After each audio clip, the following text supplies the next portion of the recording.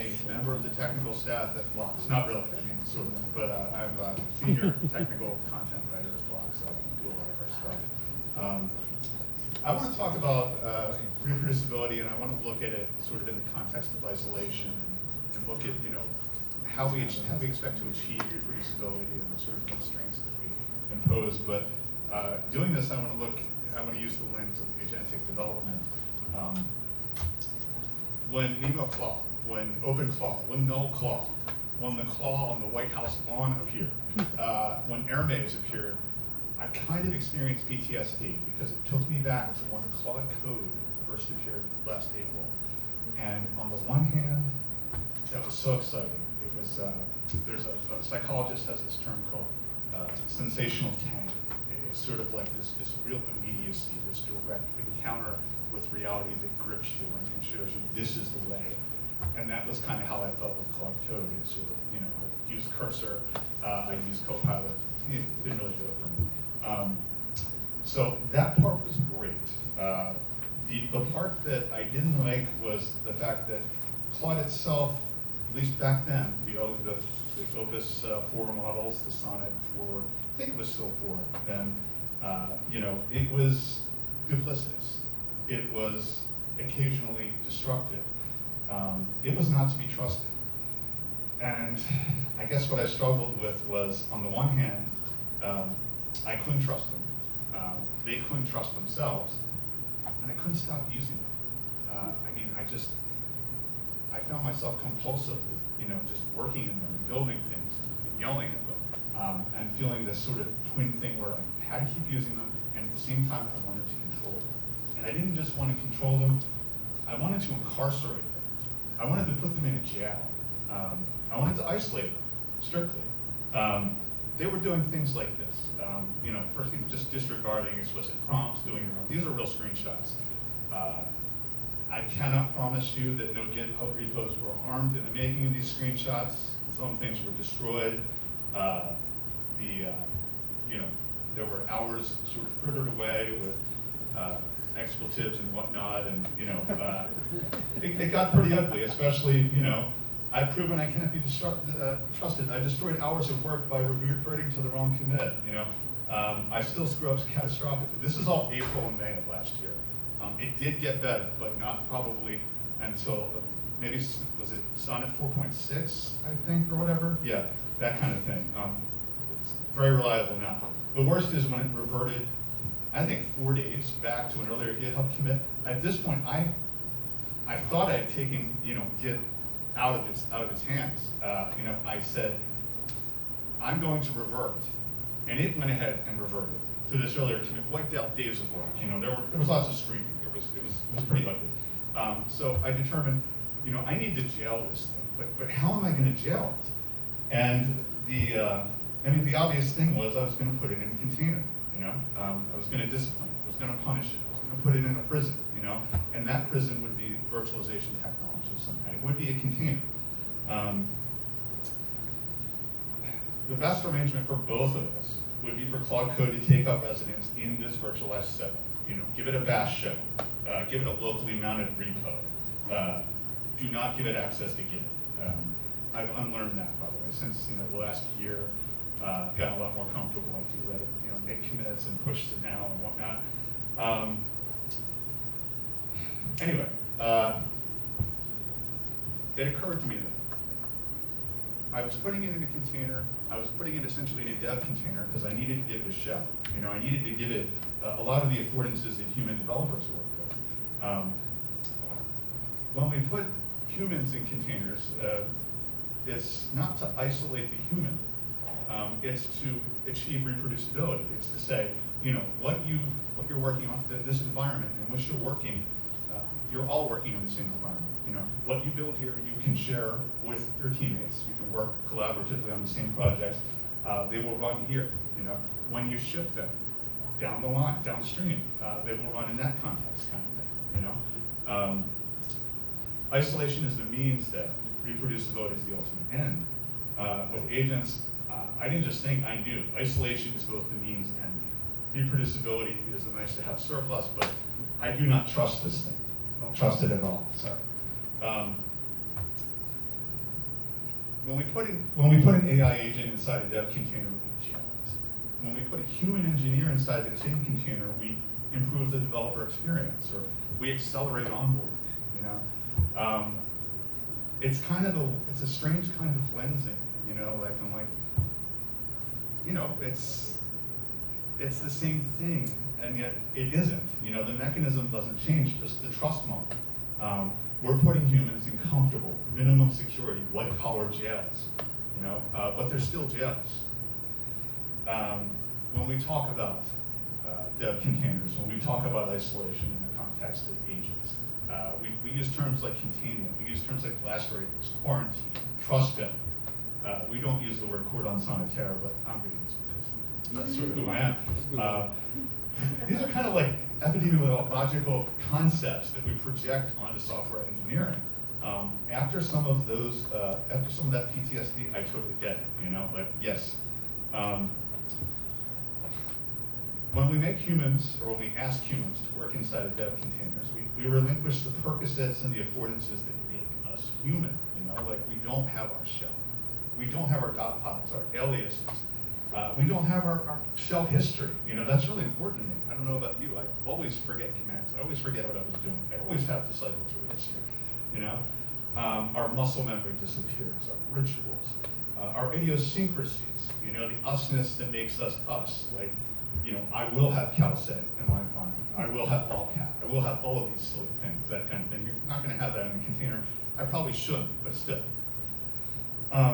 Okay, so I am a recovering philosopher. We also have a recovering classicist on staff, and he and I cooked this up together. The first word is ta pragmata, it's a Greek word. It means the things, the concrete things as they are. The second one is ta anthropina, it means the human things. And I always look at engineering as a sort of balance between encountering the real and encountering the human. It's sort of like finding that compromise between, you know, like if I'm an aeronautical engineer and I'm developing a wing spar, you know, like, yes, the strength of the material is very important. Its resistance to fatigue, its weight is very important. You know, so is its manufacturability. So is its cost. So is its environmental impact. So is its maintenance schedule. You know, these are all like physical properties balanced over and against human properties, that kind of thing. And I thought about isolation and how we think about isolation in that context. In that, let me skip ahead here. I'm going to argue that we accept strict isolation as basically essential for reproducibility because the containers have become the de facto units for shipping and running software. If we didn't expect to ship software across the SDLC, we probably wouldn't have something called dev containers. I don't know, does anyone here work inside of dev containers? You know, I don't know, like just containers. Well, I've got no problem with containers per se, you know, like I use containers all the time in the local context. I'm talking about dev containers, where you've got a human being working inside a container running on your local system, right? And the whole, I mean, you penetrate the container in different ways. You know, you've got bind mounts, you've got integration with the IDE and whatnot, but it's still a jail, you know? The lesson, you know, sorry, it's late. I found myself asking, kind of like with the aeronautical engineer looking at the wing spar, you know, how much strength do I really need here for this wing spar in terms of what is affordable, what is maintainable, that kind of thing. How much isolation does this use case really need?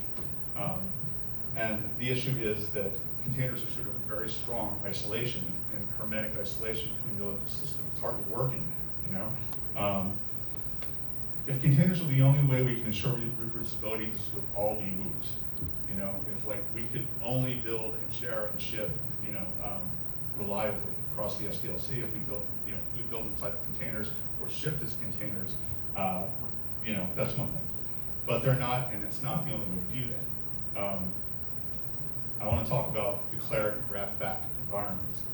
NICs, GNU Geeks, and my company, my employer, Flox, we are based on open source NICs.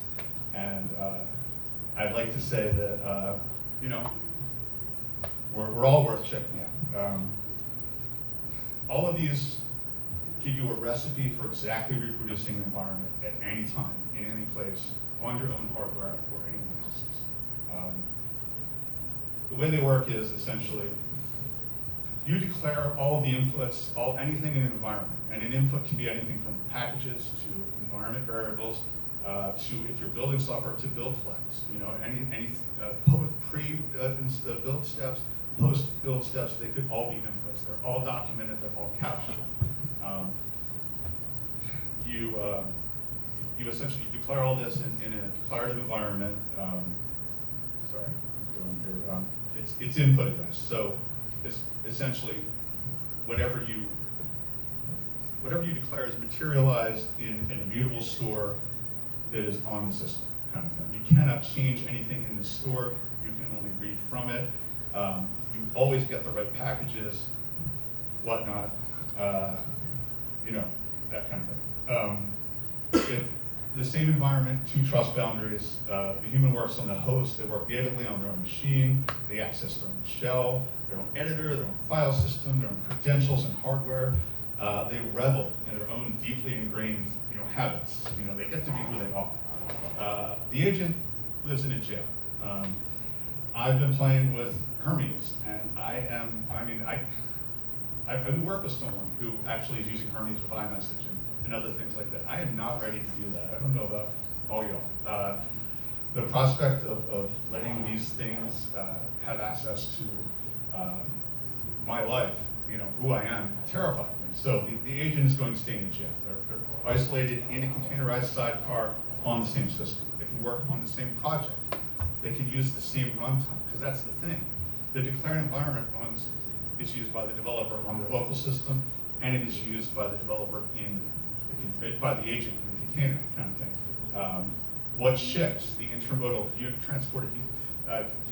of transport, is just the declared environment. It's, in the case of Nix, it's the flake.nix. In the case of Flox, it's a manifest.toml. It's just simply a human readable file that says these are the packages, this is what is in this environment. To reproduce the environment is simply to capture that human readable file, that kind of thing. Both work in exactly the same declared environment. What you ship and share isn't a container image. It is a Git repo. It is co-located with its declared environment recipe. The thing I love about this is that runtime dependencies live alongside code. You can version and manage them alongside code. You can ship the same environment from local dev to CI, to staging, to production. It's realized and materialized exactly the same at all of these stages of the SDLC. The essential thesis is that reproducibility and isolation are correlated, but they are not identical. Isolation can help control inputs, but strict reproducibility is a function of being able deterministically to declare a pin and materialize build and runtime inputs across space, time. And containers, essentially, containers, VMs, anything of those solutions, they can't do. Okay, sorry. They can't do it in the same way that a declared graph-back environment can do it. Let's see. Yeah. That's it. I had more notes, but I'm going to wrap up now. So, any questions? Thank you. Yeah.